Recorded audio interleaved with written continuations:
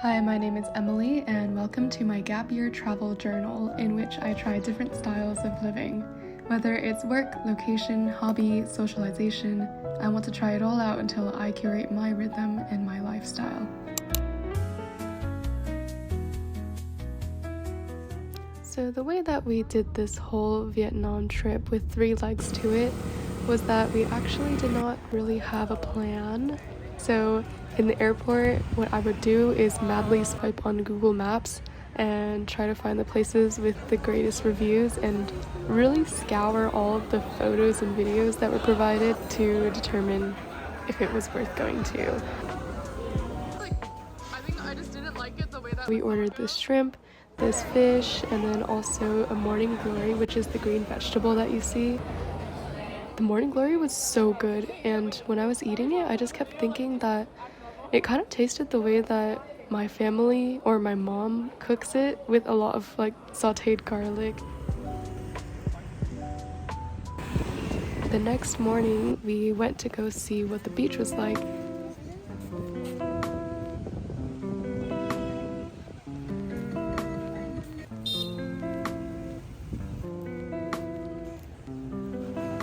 I ordered a salted coffee for the first time, and I actually think that, I think it was the best drink that I had so far. Something about the savory and the sweet combo was really good. Yeah, you're right. And then we were just walking and we heard this sound, like the satisfying, like clicking, popping sound of pickleball. And then so we went in and played for like 30 minutes, not even an hour that we paid for because it was so hot.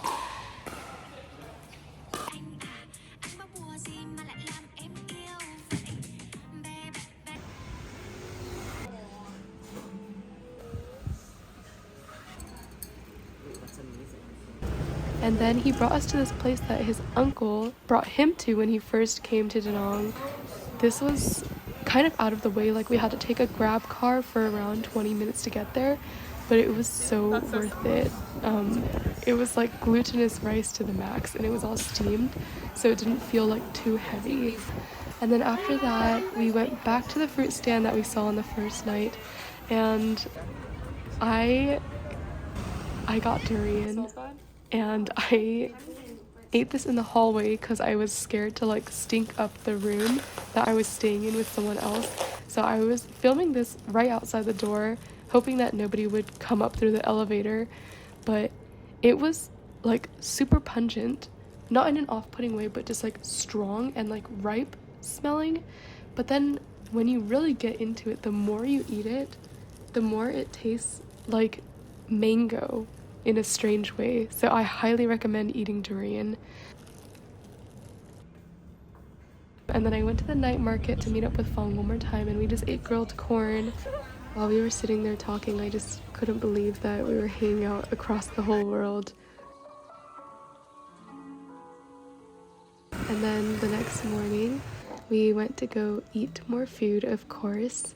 And this place was honestly a little bit more Chinese cuisine feeling, like they were playing some classical, like Guzheng Chinese music when we walked in.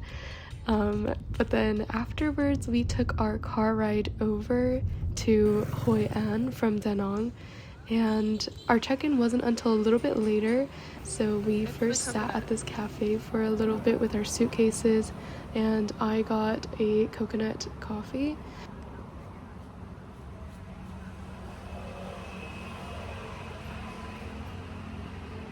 Oh, that's so good.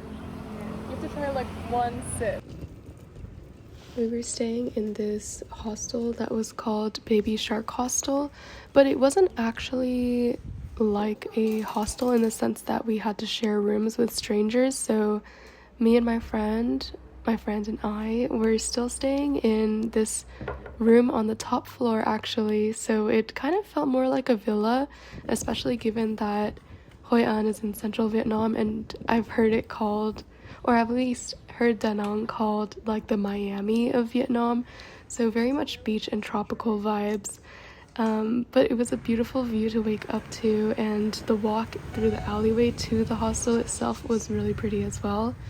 And the streets here were pretty good to walk along, a little bit dusty if you're going where the cars are kicking up a lot of like the road dust. We went to the old town, which is what Hoi An is kind of known for.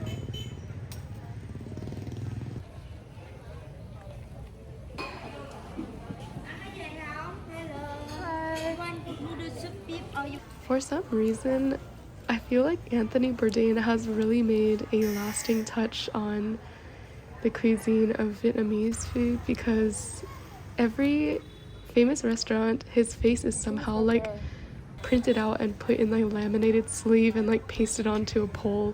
So it's pretty funny. So we actually accidentally stumbled on this Khao Lao place that Anthony Bourdain apparently went to, and I didn't know that until I asked for a selfie with the woman who was making the noodles, and she like pointed at the poster.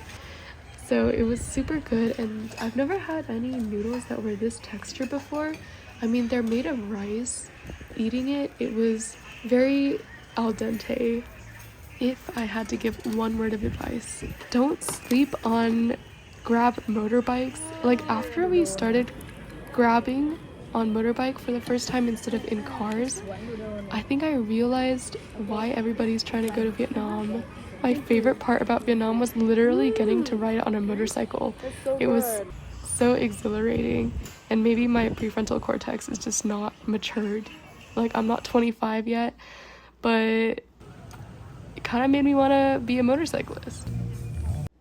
One thing that I loved about staying in this hostel in particular and about Hoi An was just that I felt it was much more of like a countryside feeling place. I would literally wake up hearing like the roosters outside the bathroom going off in the morning. And it's so lucky because we almost missed this 5 a.m. Airbnb experience because my dumbass set my alarm for 5 p.m. instead of 5 a.m. Family doing this work. 72 years old. Started from 11 to 61 years already, because what happened to other country? 64 days a year. There's only one day off for these people. The day is around 1.5 months. Water, ashes, and rice. But the thing is, you cannot find it anything. The first thing they do, they're gonna soak that short grain rice into the water of the well for a couple of hours before they start milling it, getting rice. I just press, but it's firm from the rest. So your work is to make the whole thing very smooth. But use the cutter next to you to get just cut right here. It was really smoky, and like it was beautiful to watch, but I can imagine day after day doing this, how bad it could be for someone's lungs, how ergonomically tough it is. But I think there's an interesting line between tradition and doing things like the culturally historical way, and also allowing for modernization to actually improve the quality of people's lives. And I think it's a pretty hard line to walk. So that's something that I was thinking about throughout this tour. We took the motorbikes over to this fish sauce factory, and it was so cool. I got to try different aged fish sauces, and the flavors just got deeper and deeper. And for a place full of fish, it did not smell very fishy at all. And then they brought us over to eat coffee and banh mi, as well as this really good sticky rice. And they told us this very quirky story. Apparently, our tour guide knew the founder of this coffee place from like high school, and he didn't go to college or anything. He was kind of like, to what I heard, like a class clown. But then he made something so amazing. Like, apparently he just watched YouTube videos and figured out how to put together a coffee roaster, and just riding by the seat of his pants and his own conviction got his own coffee thing started. So it was very inspiring to hear. And then we rode out to like the beautiful rice fields, and So we move outside, and this is the way to make it happen. To the cheaper. Yeah, it's gonna grow a little bigger, heavier, and bending. You see, Local man, they're so chill. Hello! And then after we went and just waltzed into someone's home, basically, like, people were just lying on their beds, and we just walked in to watch these people who were weaving the bed mats that are traditionally used on the cots for Vietnamese people's homes. And it's very labor intensive, as a lot of the things that we were seeing were Hello! Oh, hello! That's the liquor master, guys! Hello! the last stop of this Airbnb experience was a rice wine place. I don't think they necessarily call it sake like the Japanese rice wine, but they infused it with so many things like snakes and bugs and all, like, some good stuff like banana flowers. So we kind of did like a roulette drinking game, and I drank one that was seahorse, I believe. But I highly recommend this experience. It's affordable, and you can tell that the tour guide is really passionate. Our tour ended at 9 a.m., so then we went back to our hotel and said goodbye. But then after, we decided to walk around a little bit, and we took a pit stop because it was really hot at this beautiful cafe. For a while I just sat there feeling the wind, and I closed my eyes for a while. I ordered another salt coffee as it was my new favorite.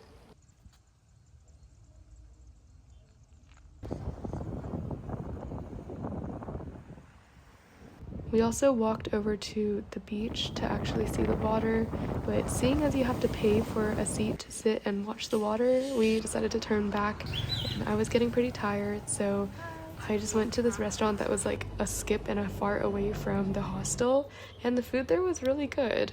And I got this glutinous black dessert that was kind of like 粽子 in Chinese.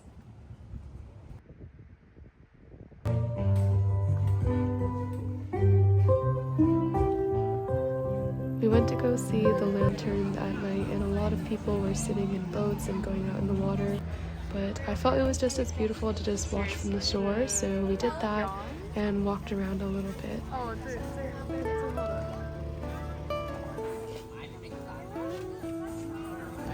This place was so good, and it was like the perfect, dare I call it, a snack.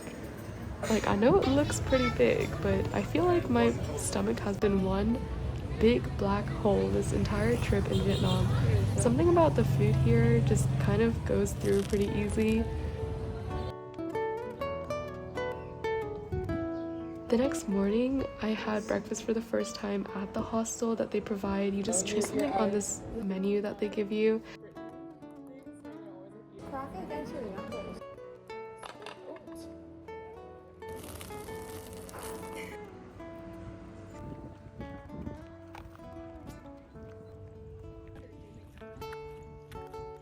But not burn enough.